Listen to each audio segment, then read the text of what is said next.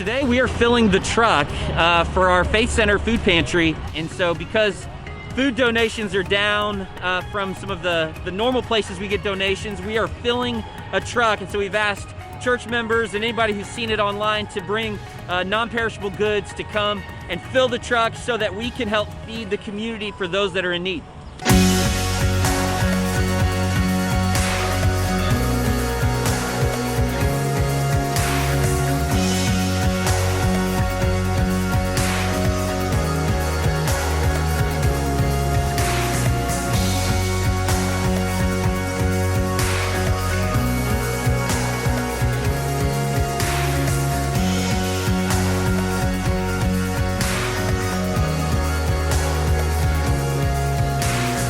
Church members, probably even people who aren't church members, from all over Houston came here to bring all kinds of food supplies to literally restock our Faith Center. So it's a really, really awesome thing. And I think just an easy way for people to get involved when it feels like, especially with something like this, with the current crisis, like, how do I get involved? You know, it's an easy on-ramp, I think.